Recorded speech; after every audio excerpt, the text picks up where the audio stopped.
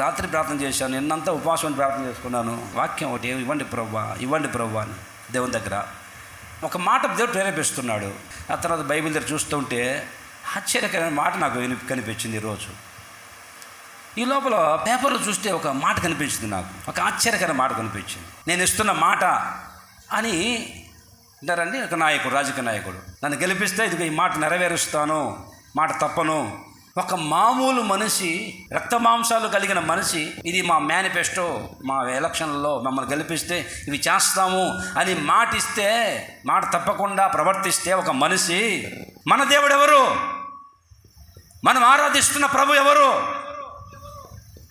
ఒక సాధారణమైన మనిషి మాట ఇచ్చి దానికోసం ఎన్నో ప్రయత్నాలు చేసి మాట తప్పకుండా నెరవేర్చుకోవాలి అని తపన పడుతూ ఉంటే, తాపత్రయపడుతూ ఉంటే, నా యేసు ప్రభు ఎవరు, నేను ఆరాధించే ప్రభు ఎవరు, ఎలాంటి వాడు?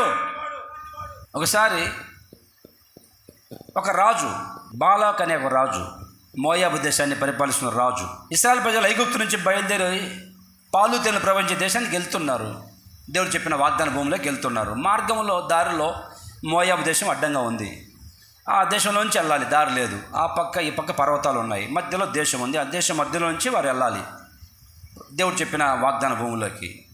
వెళ్దామంటే అది దేశం వాళ్ళు ఒప్పుకోరు. వెంటనే ఊరి బయట అందరూ ఆగి కొంతమంది పెద్దలు, ఆ ఇశ్రాయేలు ప్రజల్లో కొంతమంది పెద్దలు వెళ్ళి ఆ రాజు దగ్గరికి, అయ్యా మేము ఐగుప్తు నుంచి వస్తున్నాము, పాలు తేనెలు ప్రవహించే వాగ్దాన భూమిలోకి వెళ్తున్నాము, మా దేవుడు చెప్పాడు, మాకు ఏం దారి లేదు, ఇప్పుడు అటు పర్వతాలు మీ దేశంలోంచి వెళ్ళాలి, మీరు పర్మిషన్ ఇస్తే, మీరు కనుక అనుమతిస్తే మేము వెళ్ళిపోతామయ్యా అని చెప్పి రాజుని ఏమండి రిక్వెస్ట్గా అడిగారు ఈ ఇశ్రాయేలు ప్రజల పెద్దలు.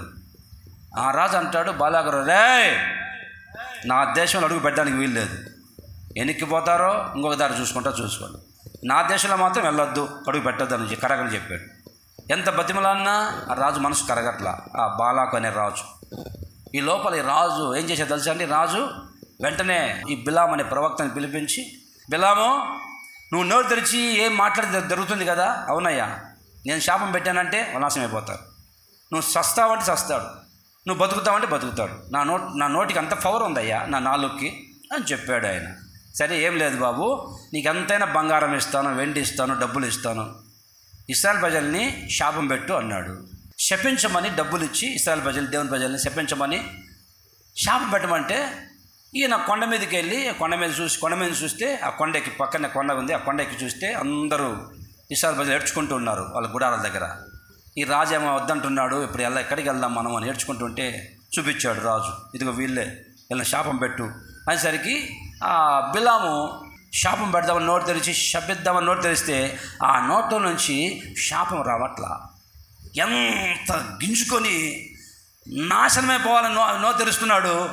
నా నా నా నా నా అంటాడు. దీవించబడుదురు గాక అనేసాడు. నేను స్తోత్రం కలుగును గాక. శపించాలని షా షా షా అంటాడు. ఆశీర్వాదం పొందుదురు గాక అనేసాడు. ఆ రాజు అంటాడు, రే ఇంత ఖర్చు పెట్టి పిలిపించి శాపం పెట్టరా బాబు అంటే దీవించవేంట్రా, ఆశీర్వదించవేంట్రా అంటే అప్పుడు ఒక మాట అంటాడు పరిశుద్ధ గ్రంథం బైబిల్లో, సంఖ్యాకాండం 23వ అధ్యాయము 19వ వచనం. దేవుడు అబద్ధమాడుటకు ఆయన మానవుడు కాదు, పశ్చాత్తాపడుటకు నరపుత్రుడు కాడు. ఆయన చెప్పి చేయకుండా అదిగో ఆ మాట నోట్ చేసుకోండి. ఆయన మాట ఇచ్చి స్థాపించకుండా ఉంటాడా? దేవుడు మాట ఇస్తే దాన్ని స్థాపించకుండా ఉంటాడా? నెరవేర్చకుండా ఉంటాడా? ఒక మామూలు మనిషి మాట ఇస్తేనే నేను మాట ఇస్తున్నాను, నెరవేరుస్తాను అని చెబుతూ ఉంటే బిలాం ప్రవక్త అంటాడు, దేవాది దేవుడు యేసయ్య మాట ఇచ్చి స్థాపించకుండా ఉంటాడా? 20 వచనం చదవండి. 20 వచనం, ఇదిగో దీవించమని నాకు సెలవాయను, ఆయన దీవించను, నేను ఆయన చేస్తే ఎట్ట మారుస్తానండి? దేవుడు కనుక మాట ఇస్తే దాన్ని మార్చడం మనిషి సాధ్యమవుతుందా? దేవుడు చేశాడు, దాన్ని ఎవరు మార్చలేరు. మరొక సందర్భంలో యెహెజ్కేలు 12:25 చదవండి. యెహోవానైన నేను మాట ఇచ్చుచూ ఉన్నాను. నేనిచ్చే మాట ఇంకనూ ఆలస్యం లేక, ఆలస్యం కాదు, నేను ఇచ్చే మాట, నేను మాట ఇస్తున్నాను, అది ఆలస్యం లేకుండా మీ జీవితంలో జరుగునుగాక, జరుగునుగాక. హల్లెలూయా. ప్రభు చెప్తున్నాడు, ఎందుకో దేవాతి దేవుడు ఆయన మాట ఇస్తే నెరవేరుస్తాడు. ఆయన మాట ఇచ్చి స్థాపించకుండా ఉంటాడా? ఒక మాట చెప్పాడు దేవుడు అంటే అది నెరవేరుస్తాడు. ఒక సాధారణమైన మనిషే మాట ఇస్తే నేను ఇస్తాను, ఇదిగో నన్ను గెలిపించండి, నన్ను గెలిపిస్తే ఇదిగో ఇవి నెరవేరుస్తాను, మాట ఇస్తున్నానని మాట ఇచ్చి నెరవేర్చగలిగితే, దేవాది దేవుడు సృష్టికర్త, మనుషులు సృష్టించిన దేవుడు, ఆయనంతగా ఇంకెంతగా ఉండాలి, ఇంకెంత నమ్మకంగా ఉండాలి, ఇంకెంత ఆయన మాట స్థిరంగా ఉండాలి. దేవుడు ఒకవేళ మాట ఇస్తే ఏం చేస్తాడు ఆయన? బైబిల్లో చూస్తే ఒకరోజు ఒక భక్తుడు, దేవుని భక్తుడు, ఆయన యుద్ధానికి వెళ్తూ ప్రమాణం చేశాడు, మాట ఇచ్చాడు దేవునికి. ఏమని? దేవా, ఇప్పుడు యుద్ధానికి వెళ్తున్నాను, నేను యుద్ధంలో గెలిచి జయం పొందుకొని తిరిగి నేను కనుక క్షేమంగా వస్తే, నా వాళ్ళుగా నేను కానీ చనిపోకుండా, నేను నా సైన్యం చనిపోకుండా తిరిగి క్షేమంగా వస్తే, నా ఇంట్లో నుంచి ఏది ఎదురుగా వస్తుందో దాన్ని నీకు బలిస్తానని చెప్పి దేవునికి మాట ఇచ్చాడు ఒక భక్తుడు. సరే అని చెప్పేసి వెళ్ళాడు, యుద్ధానికి వెళ్ళాడు. యుద్ధంలో గొప్ప జయం వచ్చింది. ఇక ఆనందంతో వస్తూ ఉంటే ఈ లోపల ఈ సమాచారం ఇంట్లో తెలిసింది. లేక పుట్టిన ఒకటే కూతురుంది ఆయనకి, ఆ ప్రమాణం చేసిన ఆయనకి. ఆ అమ్మాయి అందరు ఆడపిల్లలు తీసుకొని, ఏమండి, అందరు ఆడపిల్లలు తీసుకొని గ్రూపుగా మా నాన్నకు జయం వచ్చిందంట, జయం పొందాడంట అని పాటలు పాడుకుంటూ, హోసన్నా జయమే, హోసన్నా జయమే, హోసన్నా జయం మనకే, హోసన్నా జయం మనకే, యేసురాజు రాజుల రాజై త్వరగా వచ్చుచుండే, యోర్దాను ఎదురైనా ఎర్ర సంద్రము పొంగి పొర్లినా, యోర్దాను ఎదురైనా ఎర్ర సంద్రము పొంగి పొర్లినా, భయము లేదు జయము మనకే, భయము లేదు జయము మనకే, జయ గీతము పాడదము, విజయ గీతము పాడదము, హోసన్నా జయమే, హోసన్నా జయమే, హోసన్నా జయం మనకే, హోసన్నా జయం మనకే. ఈ అమ్మాయి పాటలు పాడుకుంటూ తన ఫ్రెండ్స్ని తీసుకుని, ఫ్రెండ్స్ అందరినీ ఎంట పెట్టుకొని, ఆడపిల్లలందరినీ, మా నాన్న జయం పొందాడు యుద్ధంలో, రండి స్వాగతం పలుకుతామని చెప్పేసి ఈ అమ్మాయి తుంబర తీసుకొని, సితార తీసుకొని, కంజర తీసుకొని పాట పాడుకుంటూ వెళ్ళేసరికి వాళ్ళ నాన్న, ఇక నా దేవుడు నాకు జయం ఇచ్చాడు, మాకు ఏ నష్టం కలగలేదు, ఇప్పుడు నేను దేవునికి మాట ఇచ్చాను, నా ఇంట్లో నుంచి ఏది ఎదురుగా వస్తుందో దాన్ని బలిస్తానని చెప్పి వస్తూ ఉండేసరికి కన్న కూతురు, ఒక్కటే కూతురు, లేక పుట్టిన కూతురు ఎదురుగా వస్తావు, బట్టలు చించుకొని కేకలేస్తున్నాడు, అయ్యా బూడిద పోసుకుంటున్నాడు, దుమ్ము పోసుకుంటున్నాడు. యెఫ్తా, ఏమిటి కంగారు పడుతున్నావు? ఎందుకు బట్టలు చింపుకుంటున్నావు? అయ్యా, నేను దేవునికి మాట ఇచ్చాను. ఏమని ఇచ్చావు? యుద్ధంలో గెలిచి జయం పొందుకొని తిరిగి ఇంటికి వచ్చినప్పుడు నా ఇంట్లో నుంచి ఆయన అనుకున్నాడు, ఏ కోడో, ఏమండి, ఏ కుక్కో, ఏ పొట్టేలో ఎదురుగా వస్తుందేమో, దాన్ని బలిద్దామని దేవుని అనుకున్నాడు. తీరా చూస్తే లేక పుట్టిన కన్న కూతురు ఎదురుగా వచ్చింది. ఇప్పుడు నేను దేవునికి మాట ఇచ్చాను, ఇప్పుడు నెరవేర్చుకోవాలా, నా కూతురిని బలి ఇవ్వాలి దేవునికి. మా దేవునికి మాట ఇచ్చాను, ప్రమాణం చేశాను దేవుని సన్నిధిలో, నా ఇంట్లో నుంచి ఏది ఎదురుగా వస్తుందని బలిస్తానని చెప్పి మాట ఇచ్చానమ్మా. ఇప్పుడు నాకు ఎదురుగా నువ్వు పడ్డావు, నువ్వు ఒక్కటే కూతురువి నాకు, ఇప్పుడు నేనేం చేయాలి? దేవునికి మాట ఇచ్చానే. అర్థమవుతుందా మీకు? ఒక నరుడు, ఒక మనిషి దేవునికి మాట ఇచ్చాడు బలిస్తానని. అమ్మాయి అంటుంది, నానా దేవునికి మాట ఇస్తే వెనక్కి తీసుకోవద్దు, అలాగే చేయి అని నేను కొండల మీదకి వెళ్తాను. కొండల మీదకి వెళ్ళి నన్ను పరీక్షించుకొని పరిశుద్ధపరుచుకొని దేవునికి ఇష్టమైన బలిగా మార్చబడతాను. ఆమేన్. దేవునికి ఇష్టమైన బలిగా నేను మార్చబడతాను అని కొండల మీదకి వెళ్ళి తను పవిత్రపరుచుకొని పరిశుద్ధపరుచుకొని దేవునికి బలిగా అర్పించబడింది యెఫ్తా కుమార్తె. ఒక సాధారణమైన మనిషి మాటిస్తే దేవునికి నిలబడ్డాడే. మరొక సందర్భంలో దావీదు అంటాడు ఒక మాట, దేవునితో మాటిస్తున్నాడు, దేవా నీకు ఒక స్థలం చూసి మందిరం కట్టేంత వరకు నేను వెళ్ళి నా ఇంట్లో మంచం మీద పడుకోను, నా ఇంట్లోకి వెళ్ళి నేను మంచం మీద హాయిగా పడుకోను, నీకు ఒక మందిరం కట్టేంత వరకు, ఒక స్థలం చూసేంత వరకు అని ప్రమాణం చేసి మాటిచ్చాడు దేవునికి. సాధారణమైన మనుషులు మాటిస్తుంటే, మాటిచ్చి నిలబెట్టుకుంటుంటే, వాస్తవంగా మనిషి నరంలే నాలుక ఎటు పడితే అటు మాట్లాడుతుంది. నాలుక మామూలుది కాదు. ఏమంటారండి? సాధారణంగా మనిషి మాట మీద నిలబడడు. మాట మీద ఎవరు నిలబడరు. సామాన్యంగా 99% ఎవరు మాట మీద నిలబడలేరు. చూస్తున్నాం కదా, అది చేస్తాం, మీ ఇంటికి కేజీ బంగారం ఇస్తాం, బెంచి కారు ఇస్తాం, ఉద్యోగం ఇస్తాం, ఏమంటారని ఎన్ని ఇచ్చి మాటలు తప్పేవారు ఎంతమంది లేరు మన కళ్ళ ముందు కనిపిస్తుందా? ఎంతమంది మాట ఇచ్చి తప్పుతున్నారు? నరంలే నాలుగు కదండి, ఏమైనా మాట్లాడుతుంది. మాట తప్పే మనిషే మాట మీద నిలబడుతూ ఉంటే అంతెందుకండి, మన విశ్వాస ఒక ఆయన గేదెని బేరం పెట్టాడు. గేదెని 40,000 రూపాయలు బేరం పెట్టాడు. వాళ్ళు సరే అని చెప్పి 40,000కి బయానా ఇచ్చారు.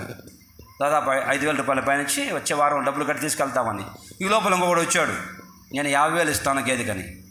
వెంటనే నరండి, మనిషి కదండి, 10,000 కళ్ళ ముందు కనిపిస్తుంటే లాభం వస్తుంటే ఎందుకు ఒప్పుకుంటాడు? ఆయన మాట ఇచ్చాను వాళ్ళకి 40,000కి ఇస్తా అని చెప్పి అంటాడా? మీరు అంటారు అట్లా? మీరు కూడా అటైపోయి ఆ కేటగిరీ. మీరు కూడా 10,000 లాభం వస్తుందంటే ఎంతకైనా తెగిస్తారు, దిగజారిపోతారు, మాట తప్పుతారు. అర్థమవుతుందమ్మా?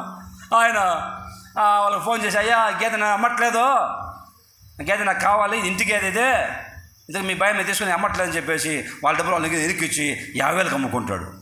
మామూలుడా? విశ్వాసే. మళ్ళీ మాట తప్పి మాట భయాన్ని తీసుకొని కూడా మాట తప్పేవాళ్ళు ఎంతమంది లేరండి భూమి మీద.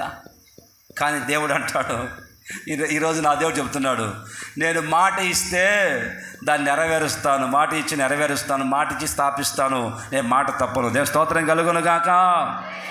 మన దేవుడు అండి, మనిషే మాట ఇచ్చి నెరవేరుస్తూ ఉంటే దేవాతి దేవుడు ఈరోజు నీకు మాట ఇస్తాడు. మాట ఇస్తే దాన్ని స్థాపిస్తాడు, మాట నెరవేరుస్తాడు, ఆ మాట మీద నిలబడతాడు. అది నిక్కచ్చిగా నిజాయితీగా 100% నెరవేర్చును గాక.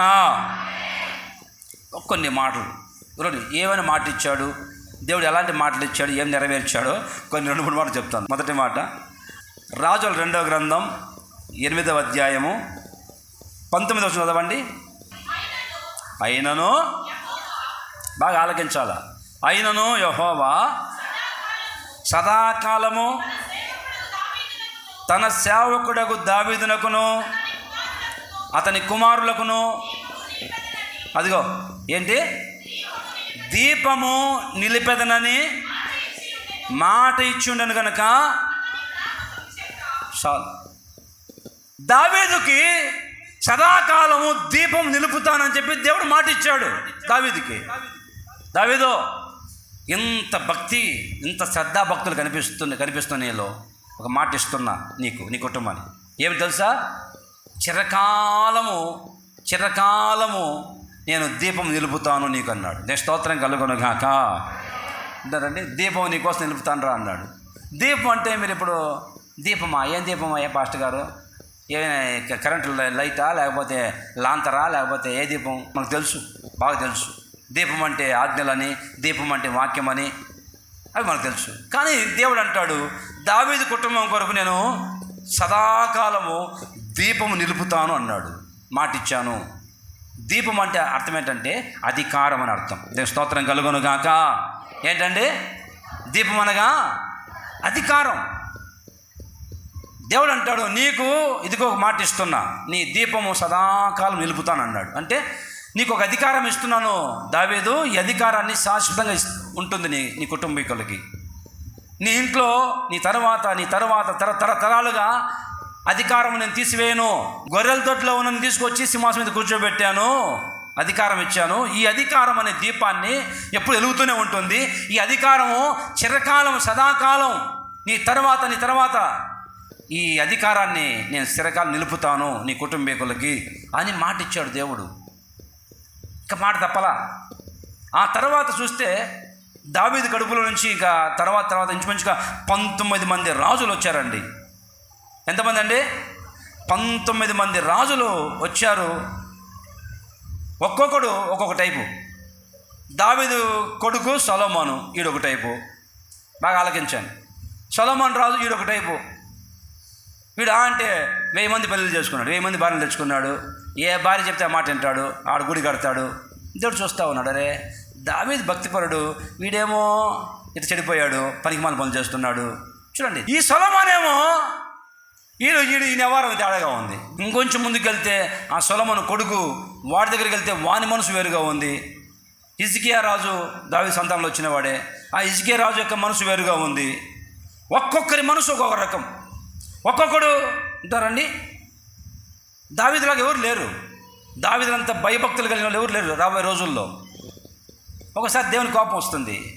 ఇది చేసి పనికిమాల పనులకి కొట్టేద్దామా, లేపేద్దామా, ఒకసారి లేపేద్దామా అని దేవుని కోపం వస్తుంది. కానీ ఆ రోజు దావీదుకి ఏమిచ్చాడు చెప్పండి? దావీదుకి ఏమిచ్చాడు?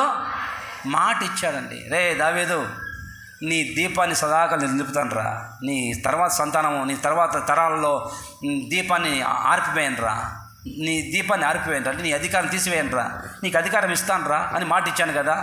ఇది ఎన్ని పనికిమాల పనులు చేసినా కానీ ఉంటారండి. 2 దెబ్బలు కొడతాడు దేవుడు అన్నీ. మళ్ళీ రే మీ నాన్నకు మాట ఇచ్చాను రా, కూర్చో, సింహాసనం మీద కూర్చో అని ఒక్కొక్కరి మనస్సు ఒక్కొక్కలాగా ఉన్నా కానీ దేవుడు విడిచిపెట్టకుండా ఆ మాట నెరవేరుస్తూనే వచ్చాడు. దేవుని స్తోత్రం కలుగును గాక. Praise the Lord. దేవుడు నీకు ఈ రోజు నుంచి నీకు నీ పిల్లలకి నా దేవుడు అధికారం ఇచ్చును గాక. ఎంతమందికి ఆశగా ఉంది? ఆశగా ఉన్న తల్లి చెప్పండి, నా ప్రభువు నా దేవుడు నీకు నీ పిల్లలకి అధికారం ఇచ్చును గాక. రాబోయే రోజుల్లో నీ పిల్లల్ని అధికారులుగా నిలబెట్టును గాక. ఆమెన్. ఒక దేవుని మాట చెప్తున్నా, రాబోయే రోజుల్లో నా దేవుడు మీ పిల్లల్ని అధికారులుగా కూర్చుండబెట్టునుగాక. అనేకులకి వెలుగుకరంగా అధికారం చలాయించే వ్యక్తులుగా నా ప్రభు నీ పిల్లల్ని మార్చునుగాక. దావీదు మాటిస్తున్నా, నీకు నీ తర్వాత నీ సంతానానికి దీపము ఎప్పుడు ఉంటుంది, ఆరిపోతుంది. తీసివేసిన దీపాన్ని అంటే అధికారం. రాబోయే రోజుల్లో ఈ సంఘంలో అనేకులు నా ప్రభు గొప్ప స్థాయిలో అధికారులుగా ఉంచునుగాక. ఆమెన్. ఈరోజు నా దేవుడు ప్రారంభించాడు ఆ కార్యం.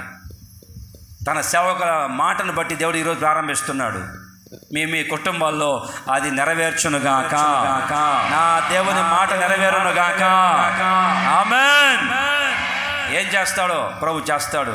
నీ పిల్లల్ని తీసుకుని వెళ్ళి ఆ స్థాయిలో, ఉన్నతమైన స్థాయిలో అనేకుల్ని ఏలుబడి చేసేట్లుగా, అనేకులకి తలగా, అధికారిగా అంటారండి మార్చునుగాక.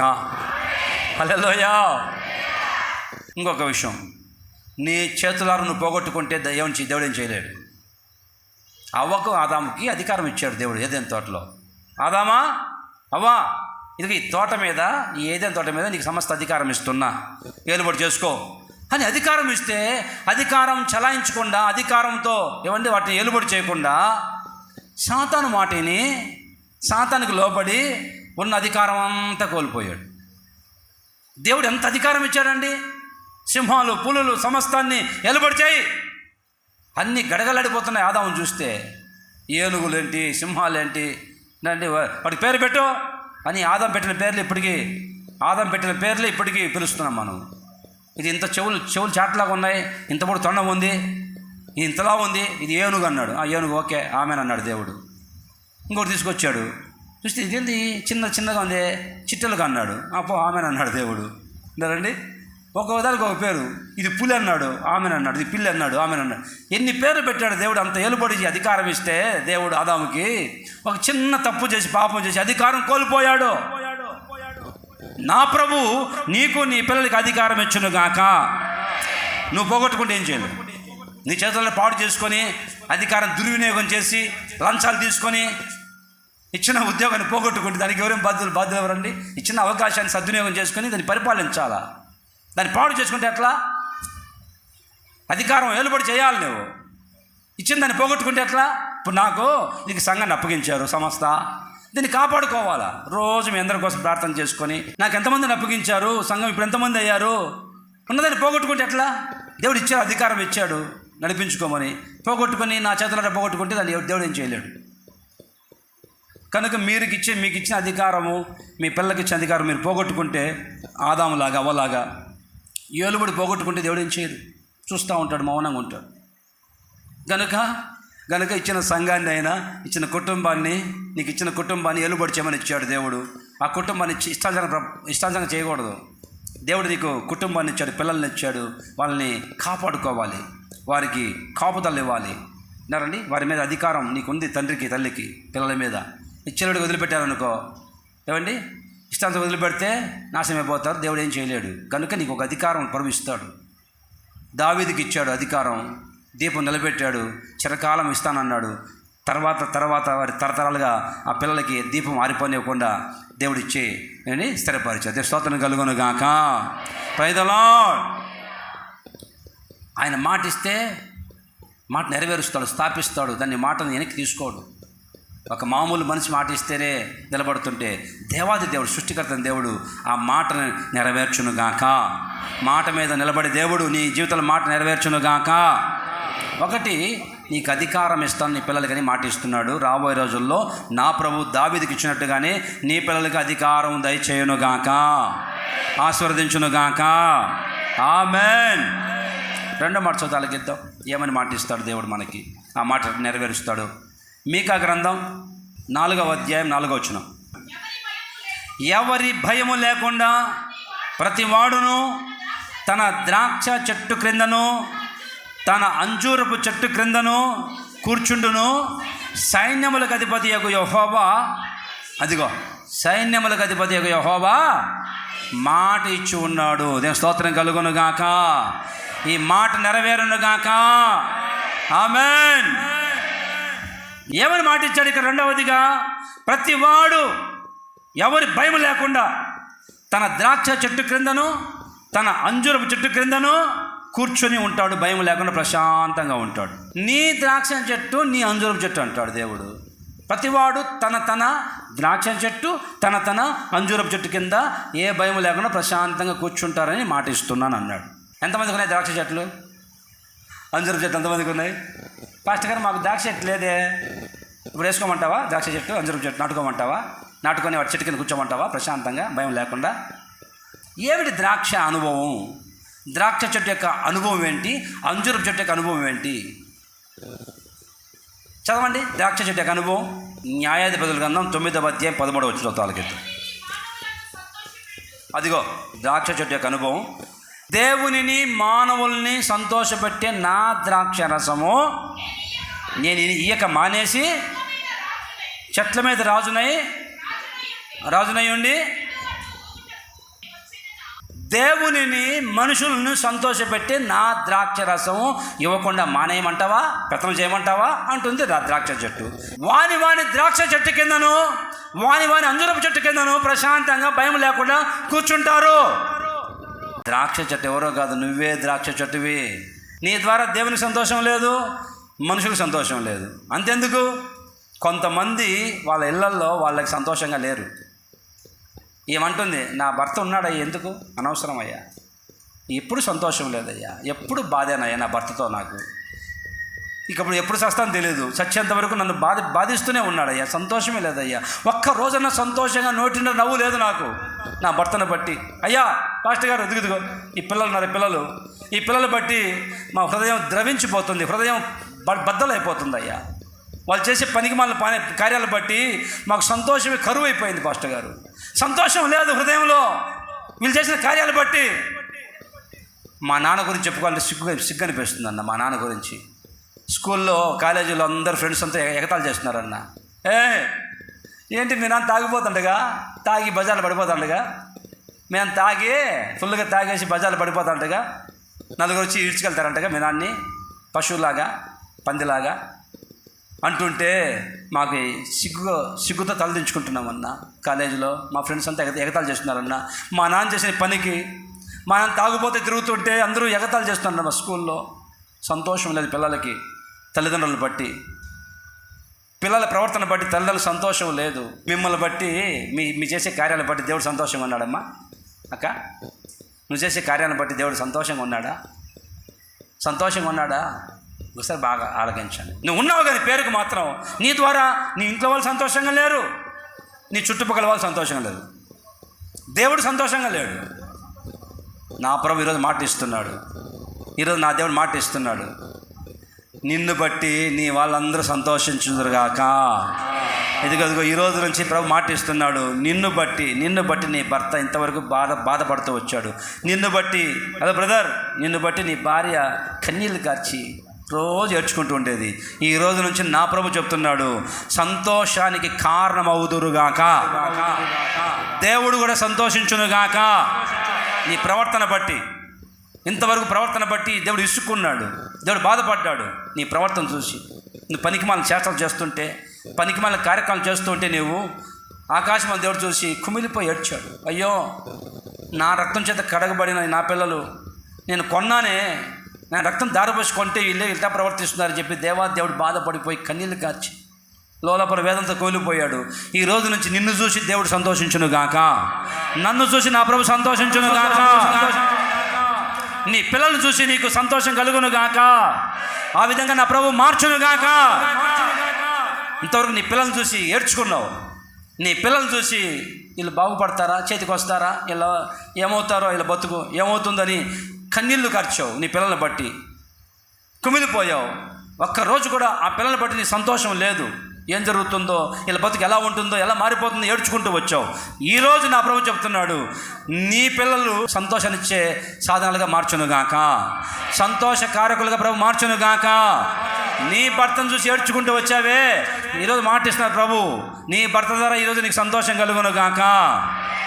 లూకాసు వార్త 1:17 చివర్లైనా అదే నీకు సంతోషమును మహా ఆనందమును కలుగును, అతడు పుట్టినందున. అదిగో ప్రవక్త అయిన యోహాను గురించి దేవుడు చెప్తున్న మాట. హలో అమ్మా, నీకు పుట్టబోయే కొడుకు మామూలు కొడుకు కాదు వాడు.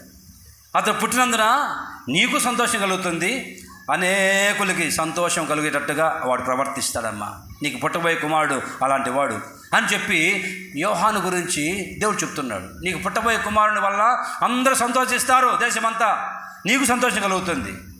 యోహాను పుట్టినప్పుడు దేవుడు చెప్పాడు నీకు సమస్త జనం సంతోషం కలుగుతుందని. యేసు ప్రభు పుట్టినప్పుడు కూడా అదే మాట. ఇదిగో అమ్మా మరియా, నీకు పుట్టబోయే కుమారుడు లోక రక్షకుడు, అతడు పుట్టినందున ప్రజలందరికీ సంతోషం వస్తుందమ్మా అని యేసు ప్రభు గురించి అదే మాట. యోహాను ప్రవక్త గురించి అదే మాట. సంతోషంగా ఉంటారమ్మా ప్రజలందరూ ఈ పిల్లల ద్వారా. నీకు పుట్టిన పిల్లల ద్వారా సంతోషం లేదు, గుండెలు బద్దలవుతున్నాయి కదా. నా ప్రభు ఈరోజు నీ పిల్లల్ని సంతోషకారకులుగా మార్చునుగాక. ఇప్పటి వరకు నీ ద్వారా ఎవరికి సంతోషం లేదు. ఈ సంఘంలో ఏమండి సేవకులుగా మాకు సంతోషం లేదు కొందరిని బట్టి. ఇక్కడ ఈరోజు నుంచి నా ప్రభు నిన్ను మార్చునుగాక. అనేకులు సంతోషపరిచే వ్యక్తిగా నిన్ను మార్చునుగాక. ఈ సంఘాన్ని సంతోషపరిచే వ్యక్తిగా నన్ను మార్చునుగాక. అనేకులకి దీవెనకరంగా నన్ను మార్చునుగాక. Praise the lord. ఇంతవరకు ద్రాక్ష చెట్టు గురించి విన్నాం కదా. ఇప్పుడు చూడండి ఇంకొక మాట అంజూరపు చెట్టు గురించి. మత్తయి సువార్త 24:32 చదవండి. చూడండి, మత్తయి సువార్త 24:32 అంజూరపు చెట్టును చూసి ఒక ఉపమానం నేర్చుకోండి. అంజూరపు కొమ్మ లేతదే చిగురించినప్పుడు వసంతకాలము సమీపంగా ఉందని. అంజూరపు చెట్టును చూసి ఉపమానం చెప్పాడంట దేవుడు. ఏంటంటే యేసయ్య రాకడ గురించి మనకు తెలియజెప్తుందట. స్తోత్రం కలుగునుగాక. ప్రభు రాకడ గురించి ఆ అంజూరపు చెట్టు మనకి తెలియజెప్తుంది. ప్రభు వస్తున్నాడు అనే దానికి సూచనగా అంజూరపు చెట్టు మనకి నిరీక్షణ కలిగేటట్టుగా మనకి సూచనగా చూపిస్తుందంట అంజూరపు చెట్టు. ఇంకా చూస్తే చూడండి, ఆ యోహాను సువార్త 1వ అధ్యాయము 47-48 చదవండి. యేసు నతనీయేలు తన ఎద్దకు వచ్చిన చూసి, ఇదిగో ఇతడు నిజంగా ఇశ్రాయేలీయుడు, ఇతని యందు ఏ కపటము లేదు చెప్పెను. నన్ను నీవు ఎలాగ ఎరుగుదువని నతనీయేలు ఆయన అడుగగా, యేసు ఫిలిప్పు నిన్ను పిలకమునిపే ఎక్కడ ఏ ప్లేస్లో ఉన్నాడు చెప్పండి, ఏ ప్లేస్లో ఉన్నాడు? నీవు నన్ను ఎరుగక మునిపే అయ్యా. ఎట్లా ఎరిగావా? ఎట్లా కనుక్కున్నావంటే, నీవు నన్ను చూడక మునిపే ఫిలిప్పు నతనీయేలు అంజూరపు చెట్టు కింద ఉన్నప్పుడే నేను చూశాను రా. నేను ఈ వ్యక్తి వెళ్ళి అంజూరపు చెట్టు కింద కూర్చొని ఉన్నాడు. అంజూరపు చెట్టు అంటే అర్థం ఏంటంటే రాకడకి సూచన. ఈ నతనీయేలు ఎక్కడ కూర్చున్నాడంటే అంజూరపు చెట్టు కింద కూర్చొని ఉన్నాడు. అంటే అర్థం ఏంటంటే రాకడ కొరకు సిద్ధపడతా ఉన్నాడు ఈ నతనీయేలు.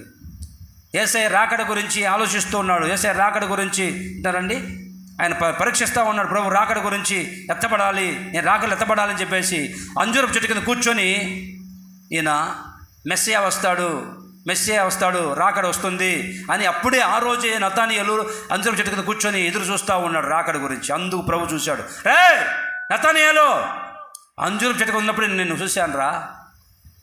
రాకడ గురించి ఆలోచిస్తూ ఉన్నాడు ఈ నతనీయేలు. అంజూరపు చెట్టు కింద కూర్చొని అర్థం ఏంటంటే ఆయన రాకడ సూచిస్తుంది ఈ అంజూరపు చెట్టు. ద్రాక్ష చెట్టేమో రండి సంతోషాన్ని కలిగిస్తుంది. ఈ రోజు నుంచి నువ్వు సంతోషానికి కారణమవుదువుగాక, రాకడ కొరకు ఎదురు చూసుదువుగాక. అంజూరపు చెట్టు రాకడకు సూచిస్తుంది, యేసుప్రభు రాకడని చూపిస్తుంది. అది మనం అందరం రాకడకు సిద్ధపడుదువుగాక, యేసయ్య రాకడ కొరకు సిద్ధపడుదువుగాక. దావీదుకు మాట ఇచ్చాడు, దీపం స్థిరకాలను నేను స్థిరపరుస్తానని, అంటే అధికారం ఇస్తానని. రెండవదిగా మీరు నేను అంజూరపు చెట్టు కింద ద్రాక్ష చెట్టు కింద నువ్వు నిర్భయంగా ప్రశాంతంగా జీవిస్తావు. అంటే ద్రాక్ష చెట్టు అంటే సంతోషాన్ని కలిగిస్తుంది, అంజూరపు చెట్టు అంటే ఇదండి రాకడను సూచిస్తుంది. నీవు సంతోషంగా అనేకులకు సంతోష కారణంగా అవుదువుగాక. రెండవదిగా ప్రభు రాకడకు సిద్ధపడుదువుగాక.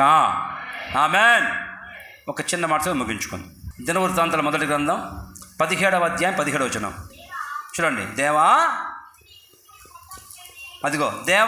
ఇది నీ దృష్టికి స్వల్ప విషయమే. దేవా యెహోవా, నీవు రాబో బహుకాలం వరకు నీ సేవకుని సంతతిని గురించి సెలవిచ్చి మనుషుడు మాట్లాడినట్లు దయపాలించి నాతో మాట్లాడి నా సంతతి ఘనత చెందునని మాట ఇచ్చి ఉన్నావు. దేవ స్తోత్రం కలుగునుగాక. మరొక్కసారి దావీదు అంటాడు, దేవా నా సంతతి నా పిల్లలు ఘనత పొందుతారని నువ్వు మాట ఇచ్చావు. అక్కడేమో దీపం స్థిరపరుస్తాను అంటే అధికారం ఇస్తానని మాట ఇచ్చావు. ఇక్కడ నా పిల్లలు ఘనత పొందుతారని మాట ఇచ్చావు, అది నెరవేర్చు అంటాడు దావీదు దేవునితో. మన దేవుడు ఎవరండి? మాట ఇచ్చి తప్పేవాడా? తప్పడు. మాట ఇచ్చి స్థాపిస్తాడు, మాట ఇచ్చి నెరవేరుస్తాడు. లోకంలోని అధికారులు నాయకులే మాట ఇస్తే ఆ మాటను నిలబడుతుంటే మన ప్రభు నిశ్చయంగా మాట ఇచ్చి నెరవేర్చునుగాక. ఆమేన్. నా సంతతిని ఘనపరుస్తానని ఘనత ఇస్తాను నా సంతతికి, నా పిల్లలకి మాట ఇచ్చావు కదయ్యా అని దావీదు అంటాడు. నా ప్రభు దావీదుకి ఇచ్చిన ఆ మాటని నా ప్రభు మీ జీవితంలో నెరవేర్చునుగాక. మనం కూడా సంతానమే, మనం కూడా ఆ వంశంలో నుంచి వచ్చిన వాళ్ళమే, ఆయన రక్తం చేత కడగబడిన వాళ్ళు మనం కూడా. ఆ దావీదు సంతానాన్ని గణపరిచే దేవుడు నిన్ను, నీ కుటుంబాన్ని, నీ పిల్లల్ని గణపరచునుగాక, హెచ్చించునుగాక, వర్ధల చేయనుగాక. నీ పిల్లల్ని దావీదు అంటాడు, నా సంతానాన్ని గణపరుస్తానని మాట ఇచ్చావు, జ్ఞాపకం చేసుకోయ్యా. నా పిల్లల్ని గణపరచయ్యా. నా పిల్లలు తక్కువ స్థాయిలో ఉండకూడదయ్యా. నా పిల్లలు ఒకరి దగ్గర అడుక్కోకూడదయ్యా. ఘనతగా ఉండాలి. నా పిల్లలు గనులుగా ఉండాలి, ఘనతకు సూచనగా ఉండాలి, అనేకులకు వెలుక్కరంగా ఉండాలి నా పిల్లలు అని దావీదు దేవుని దగ్గర అడుగుతున్నాను. మాట ఇచ్చావు కదా, నా పిల్లల్ని గనులుగా చేస్తానని, ఘనత ఇస్తానని, నా పిల్లల్ని చెయ్యి అని ఆయన మాట ఇచ్చాడు దావీదుకి. నీ పిల్లల్ని ఘనంగా చేస్తానని. నా ప్రభు ఈరోజు చెప్తున్నాడు, మాట ఇస్తున్నాడు, నిన్ను నీ పిల్లల్ని ఘనంగా కనపరుచునుగాక, వర్ధల చేయునుగాక, రాబోయే రోజుల్లో మీరు చూస్తారు మిమ్మల్ని మీ పిల్లల్ని నా ప్రభు గణపరచబోతూ ఉన్నాడు. నీ పిల్లలకి అధికారులుగా మార్చును గాక. నిన్ను, నీ పిల్లల్ని, నీ కుటుంబాన్ని అనేకులకి సంతోష కారణంగా మార్చును గాక. ఒక పక్క దేవుని సంతోషపెట్టే వ్యక్తులుగాను, మరొక పక్క మనుషులను సంతోషపెట్టే వ్యక్తులుగాను నిన్ను, నీ పిల్లల్ని మార్చును గాక. ఆమేన్. ఇంతవరకు సంతోషం లేదు హృదయంలో పిల్లల్ని చూసుకొని, ఈరోజు నుంచి నీ పిల్లలు నీ కళ్ళ ఎదుట ఎదుగుతూ ఉంటే, ప్రయోజకులుగా మారుతూ ఉంటే సంతోషిస్తావు. ఇంతవరకు బాధపడ్డావు నీ పిల్లల గురించి. నా ప్రభు చెప్తున్నాడు, ఈ ద్రాక్ష చెట్టు సంతోషింపజేస్తుంది. నీ పిల్లలు ఆ విధంగా సంతోషింపజేసే వ్యక్తులుగా మార్చబడుదురుగాక. ఆమేన్. నీ పిల్లలు ఘనత పొంది అనేకులు ఎదుట ఘనపరచబడుదురుగాక. ఆమేన్. లేచిన పడదాం. నరుడు మాట ఇస్తేనే నిలబడుతుంటే, మాట తప్పే నరుడే మాట మీద నిలబడుతూ ఉంటే, నా దేవుడు, నా ప్రభు మాట ఇస్తే నిలబడతాడు. ఆ మాట నెరవేరుస్తాడు నీ జీవితంలో, నీ పిల్లల జీవితంలో. ఆ మాట వ్యర్థమైపోదు, అది కార్యం జరిగించి వస్తుంది మాట. ఆయన మాట నెరవేరుస్తాడు. అందరూ ప్రార్థించుకోవాలి. మహాగణుడా, గొప్ప దేవ, యేసయ్య మీకు స్తోత్రం తండ్రి. నీవు మాట ఇచ్చి నెరవేర్చే దేవుడు. ఈ లోకంలో మనుషులే మాట ఇచ్చి నెరవేరుస్తూ మాట మీద నిలబడుతూ ఉంటే, మమ్మల్ని సృష్టించిన దేవుడవు, సృష్టికర్త అయిన దేవుడవు తండ్రి. నిశ్చయముగా నీవు మాట ఇచ్చి నెరవేరుస్తావు. నువ్వు మాట ఇచ్చి స్థాపించకుండా ఉంటావా? నిశ్చయంగా నెరవేర్చే దేవుడు తండ్రి. దావీదుకి మాట ఇచ్చావు, నీకు నీ సంతతికి సదాకాలం దీపము స్థిరపరుస్తానని. దీపం అంటే అధికారం అని. ఆ అధికారము తండ్రి ఎప్పటికీ కోల్పోలేదు. దావీదు తర్వాత ఎంతోమంది రాజులకి అధికారం ఇచ్చావు నాయన. వారి మనస్సు సరిగా లేకపోయినా, వారి బతుకు సరిగ్గా లేకపోయినా, దావీదుకి ఇచ్చిన మాటను బట్టి వారికి అధికారం ఇస్తూనే వచ్చావు. నీ బిడ్డలందరికీ అధికారం దయచేయండి. వారి పిల్లలని అధికారులుగా కూర్చోబెట్టండి యేసయ్యా. గొప్ప స్థానంలో ఉంచండి యేసయ్యా. వర్ధిల్ల చేయండి నాయన. ఘనపరచండి తండ్రి. ప్రతివాడు తమ తమ ద్రాక్ష చెట్ల కింద, తమ అంజూరపు చెట్ల కింద నిర్భయముగా ప్రశాంతంగా ఉంటారని మాట ఇచ్చావు నాయన. ద్రాక్ష చెట్టు నరుల్ని, మనుషుల్ని, దేవుని సంతోషపరుస్తుంది తన ద్రాక్ష రసముతో. తండ్రి, మేము కూడా ఆ ద్రాక్ష చెట్టు వల్లే ఉండి మనుషుల్ని, తండ్రి, నిన్ను సంతోషపరిచే వ్యక్తులుగా మమ్మల్ని మార్చండి. ఇంతవరకు తండ్రి ఎంతోమంది పిల్లలు తల్లిదండ్రులను సంతోషపరచకుండా ఇబ్బంది కలిగిస్తూ బాధ పెడుతూ వచ్చారు. ఎంతోమంది భార్యలు భర్తల్ని బాధిస్తూ ఇబ్బంది పెడుతూ సంతోషంగా ఉండలేకపోయారు. ఎంతోమంది భర్తల ద్వారా తల్లులు ఏడుస్తూ ఉన్నారు నాయన. అయ్యా, నా భర్త ద్వారా నాకు సంతోషం లేదు, నా పిల్లల ద్వారా నాకు సంతోషం లేదని ఏడ్చి కుమిలిపోతున్నారు నాయన. ఈ రోజు నుంచి సంతోషానికి కారణమవుదురుగాక. ఈ రోజు నుంచి వారందరూ సంతోషానికి కారణమవుదురుగాక. తండ్రి, మిమ్మల్ని సంతోషపరిచే వ్యక్తులుగాను, ఇంట్లో వాళ్ళని సంతోషపరిచే వ్యక్తులుగాను, సంఘములో తోటి సహోదరులను సంతోషపరిచే వ్యక్తులుగాను, సేవకులను సంతోషపరిచే వ్యక్తులుగా మరి మార్చండి దేవా. ఈ విధంగా మార్చివేసి గొప్ప సాక్షులను మీరు వాడుకోండి తండ్రి. నా సంతానాన్ని తండ్రి ఘనపరుస్తానని మాట ఇచ్చామని దావీదు చెబుతున్నాడు. ఈరోజు నీ బిడ్డలందరినీ ఘనపరిచి ఆశ్రయించి ఘనపరిచి విడుదల చేయండి. ఇదిగో తండ్రి, ఏ ఒక్కరు వృధాగా వెళ్ళకూడదు. ఈరోజు ప్రతి ఒక్కరి జీవితంలో మాట నెరవేర్చబడును గాక. నా దేవుని మాట నెరవేర్చబడును గాక. ఒక్కొక్కరిని దీవించి ఘనపరిచి విడుదల చేయమని యేసు నామములో అడుగుచున్నాము తండ్రి. ఆమేన్. మన తండ్రి అయిన దేవుని ప్రేమ, కుమారుడు యేసు కృప, పరిశుద్ధాత్మ దేవుని సన్నిధి సహవాసం ఇప్పుడు ఎలా సదాకాలము మన దేవుని మాట నెరవేర్చుకోవాలని ఆశించిన ప్రతి ఒక్కరికి నా దేవుని కృప సదాకాలం తోడుగా నడిపించును గాక. ఆమేన్. హల్లెలూయా.